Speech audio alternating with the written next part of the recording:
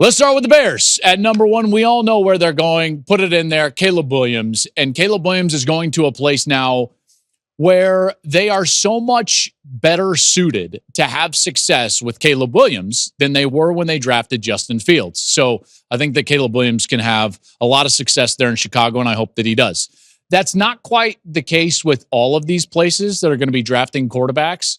I am not envious of these guys. Now, listen, would you love to be a top pick in the NFL draft? Obviously, yes. But remember, fit and location have a lot to do with your success than your own ability.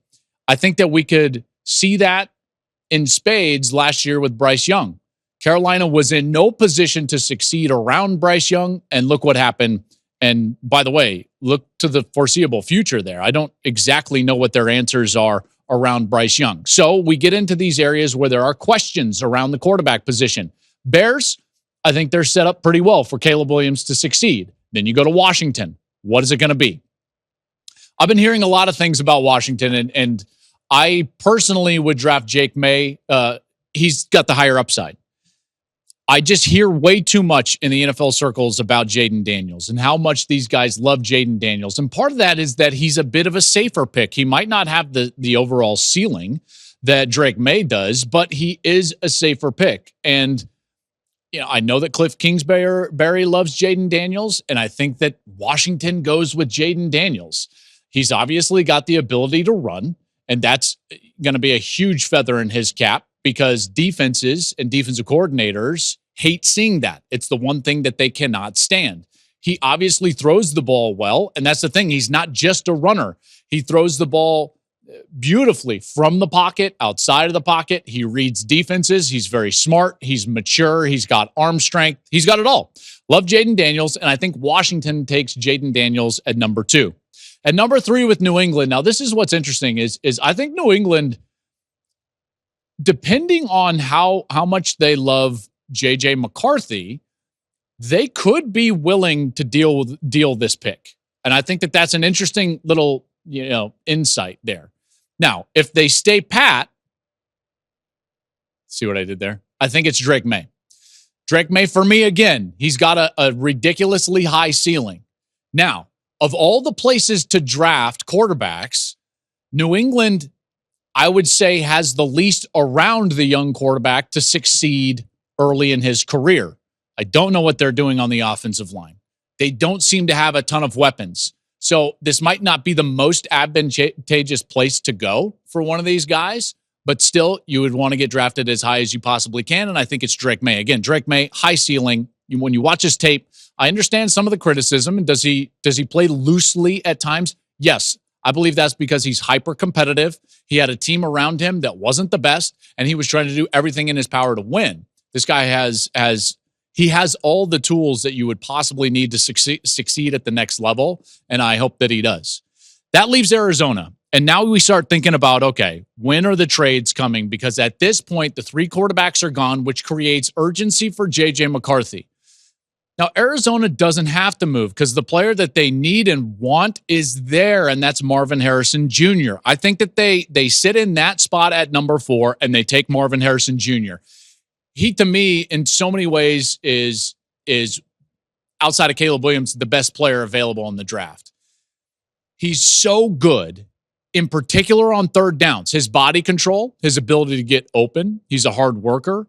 I think that he is the type of guy that can be a number 1 wide receiver for a long time in the National Football League. And he's a guy that I would be shocked if he's not an all-pro at some point. I just really would. And now the draft gets really interesting because a lot of people are going to have this top 4, maybe Jayden Daniels and Drake Maye in the opposite order. I know I've had Drake Maye at 2 and so on and so forth. But when the Chargers come on the clock at number 5, that's when it's interesting. Let me just paint the scenario really quickly. Minnesota is calling. Maybe Vegas is calling. J.J. McCarthy is on the board.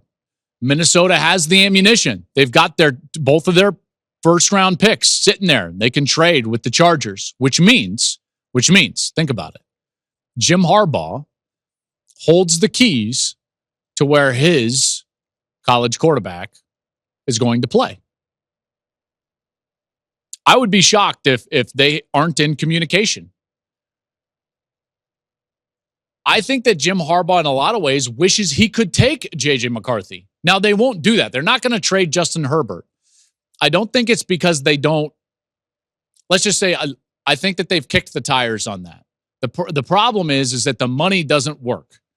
Okay, you would owe Herbert too much, and he would count against your cap too much in the next couple of years in order to trade him and move on and go with a younger quarterback. But I don't think that they have totally abandoned that type of thinking because Jim Harbaugh loves J.J. McCarthy for obvious reasons. And now he holds the keys to J.J.'s future. Who does he trade with? It's Minnesota.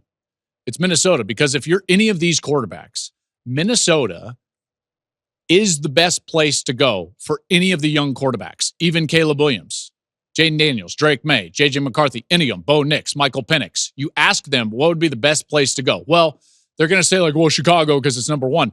But really the best place to succeed, the best place to have a C.J. Stroud-esque rookie season is Minnesota.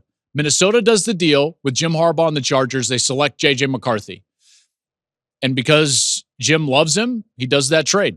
And he sets him up in a position to succeed, a spot with Jefferson, Jordan Addison, play caller that is offensive-minded. And Kevin O'Connell is going to put his quarterback in position to succeed. And so that's where J.J. McCarthy goes. And that's where the draft, to me, is so interesting, is that 5 spot. Now at 6 with the Giants, they need help on the outside. They need a lot of help on the outside. It's either going to be Rome Odunze or Malik Neighbors. I'm hearing a lot of buzz about Malik Neighbors. What he does after the catch with the ball in his hands is special. His speed is special. His explosiveness, special. All of these things are going to pay huge dividends for whatever organization. You watch him eat up the cushion of the defensive backs and then turn into an absolute threat with the ball in his hands. It doesn't matter if he's running a deep route and taking the top off the defense or you're throwing him the ball at the line of scrimmage. He is a threat to go the distance at any moment. Malik Neighbors, number 6 to New York. Now the Titans would be up. And here's what's interesting is that you could easily, if you're the Tennessee Titans, take one of the offensive linemen or the top offensive lineman in the draft. You could take Joe Alt right there. You absolutely could do that.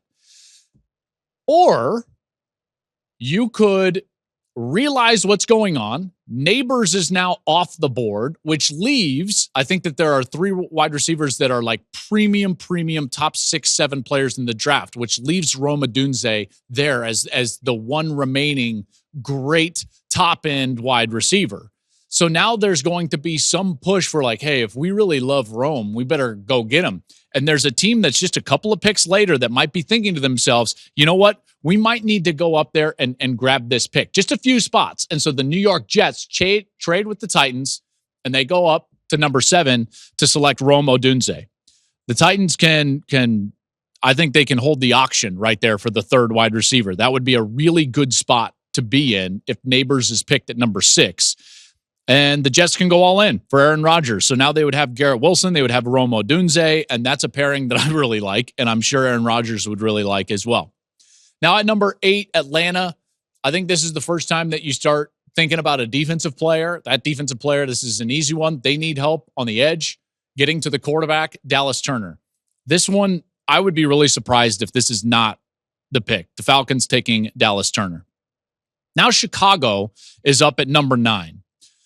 What a draft this would be if Chicago could sit there and get Caleb Williams at the top of the draft and then watch as the Titans leverage the 7th pick in order to make the Jets move up for the 3rd wide receiver.